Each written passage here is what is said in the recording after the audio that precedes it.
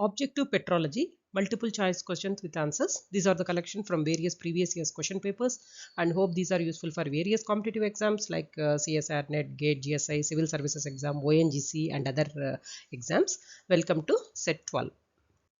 First question, which one of the following is a concordant intrusion forming structural basin? Choices given are A. Sill, B. Phacolith, C. Lopolith, D.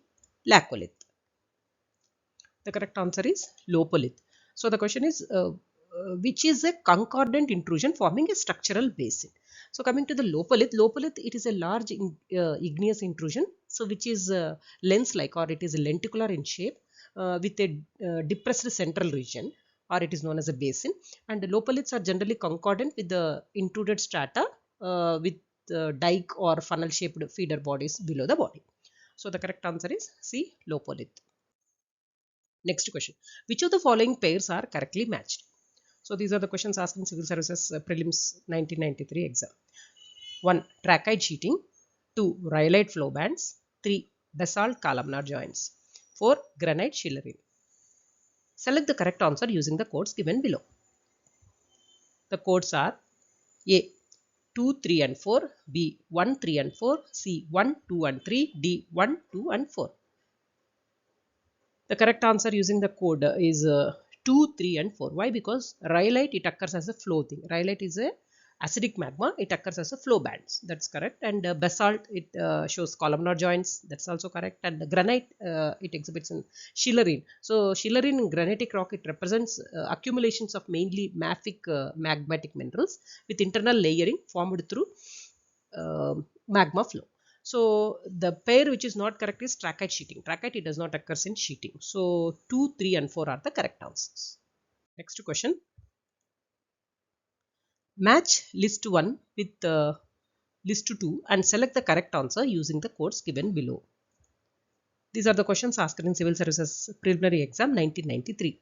So list 1 and list 2 are given. In the list 1, texture is given, and in the list 2, rocks showing the texture is given. So A, like the list 1, texture allotriomorphic, B, flow texture, C, vitrophoric, and D, ophitic.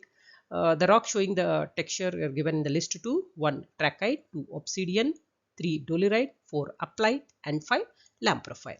So the codes or choices are A, A1, B2, C3, D4, B, A4, B1, C2, D3, C, A3, B4, C5, D2, and D, A2, B3, C4, T5.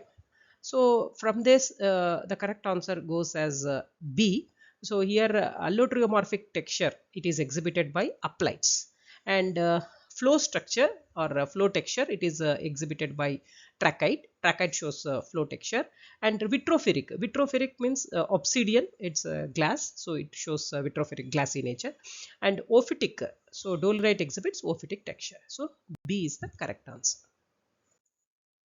Next question. Explosive eruptions often involve rhyolitic magmas. This is because A. High silica content, B. High water content, C. Low volatile solubility, D. Deep-seated nature. So explosive eruptions often involve rhyolitic magmas because they have high silica content. So A is the correct answer. Next question. Match list 1 with list 2 and select the correct answer using the codes given below the list. In the list 1 and list 2, the rocks are given like dunite. In the list 1, dunite, felsite, aeolite, lamprophire is given. In the list 2, melanocratic dike rock, monomineralic rock, leucochromatic abyssal rock, undersaturated rock, and oversaturated rock. So the choices are, the codes are A, A2, B1, C3, D4, B, A5, B3, C4, D2, C, A1, B4, C3, D5, and D, A2, B3, C4, and D1. So here if you observe this, dunite, it is a monomineralic rock, and felsite, so felsite, it is a light color mineral, it's a leucochromatic abyssal rock, and aeolite is a undersaturated rock. So aeolite is an igneous rock consisting essentially of nepheline and augite. And coming to lamprophire is a melanocratic dike rock. So D is the correct answer. Next question. Under deep-seated conditions and at high temperatures of crystallization of a mafic igneous rock, the stable pyroxene mineral pair is A. Augite hypersthene, B. Ferroaugite pigeonite, C. Augite pigeonite, D. Ferroaugite hypersthene. So this is the stable pyroxene mineral pair is A. Augite and hypersthene. Under deep-seated conditions and at high temperatures of crystallization of mafic igneous rock, the pyroxene stable pair is the pyroxene mineral pair is stable is augite and hypersthene. So A is the correct answer. Next question. The coexistence of talc, magnesite and serpentine in a kimberlitic ground mass suggests that the assemblage formed A. Near the surface, B. Under pressure temperature conditions existing in the upper mantle, C. Under pressure temperature conditions existing in the lower crust, and D. Under pressure temperature conditions where eclogite will be stable. So the correct answer goes as B. Under pressure temperature conditions existing in the upper mantle, the coexistence of talc, magnesite and serpentine in a kimberlitic ground mass, it suggests the assemblages are formed under same pressure temperature conditions existing in the upper mantle. So B is the correct answer. Next question. Consider the following minerals. 1. Biotite, 2. Dapsite, 3. Olivine, 4. Hornblende. The correct order in which these minerals crystallize from the magma is A. 3, 2, 4, 1, B. 4, 3, 1, 2, C. 2, 1, 3, 4 and D. 1, 4, 2, 3. So what is the correct order of crystallization of the minerals from the magma? So the correct answer is A, that is 3, 2, 4, 1. So how? Because here according to the Bowen's reaction principle, olivine is the first formed mineral. So that's why 3 olivine goes first, and next diapside, it is a pyroxy, and next is a hornblende, it is a amphibole, and after that biotite is a mica. So 3, 2, 4, 1 is the correct answer.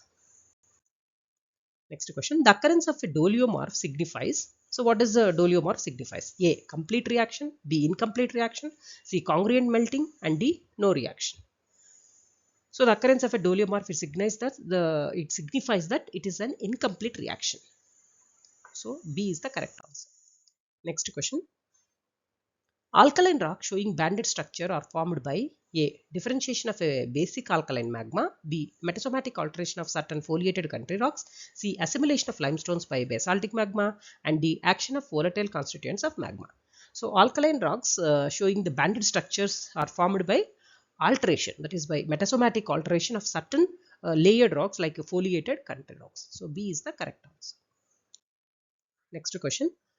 Under mantle conditions, olivine, which is rich in Mg2SiO4, would give rise to A. Coexist with plagioclase, which is rich in anorthite molecule below 60 km.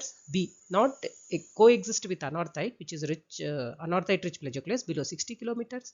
And C. Remain in equilibrium throughout the pressure temperature range of the mantle with anorthite rich plagioclase. And D. Not remain in equilibrium with plagioclase under any of the pressure temperature conditions. So under mantle conditions, olivine would remain in equilibrium. So throughout the pressure temperature range of the mantle with anorthite rich plagioclase. So C is the correct answer. Next question. Consider the following statements regarding the granite series. That is tonalite, granodiorite, granite, alkali granite. From this series, there are statements like 1. There is a progressive increase in silica, that is SiO2 and K2O. 2. There is a progressive decrease in TiO2, MgO and CaO. And 3. There is a progressive increase in SiO2 and Al2O3. And 4. There is a progressive decrease in K2O, MgO and Na2O. Among these, those characteristics which can be attributed to the given granite series include A. 1 and 3, B. 2 and 3, C. 1 and 3, D. 3 and 4. Out of these 1, 2, 3, 4 statements, we have to select the correct statement. So 1 and 3, that is there is a progressive increase in SiO2 and K2O as you go from tonalite to alkali granite. So that means as you go from tonalite, next is granodiorite and next granite and next is alkali granite. So there is a progressive increase in SiO2 and K2O. So that is a true. And there is a progressive increase in silica and aluminum oxide. So that is also correct. As you go from tonalite to alkali granite, so there is a progressive increase in SiO2, K2O and Al2O3. So that's why 1 and 2 are the correct. Next question. Small ripples are converted into large ripples or dunes when The choices are A. Both grain size and flow velocity increases in lower flow regime. B. Both grain size and flow velocity increase in the higher flow regime. And C. Grain size increase but flow velocity decreases in lower flow regime. And D. Grain size decreases but flow velocity increases in higher flow regime. So small ripples converted into large ripples are dunes when the grain size and also the flow velocity increases in higher flow regime. So B is the correct answer.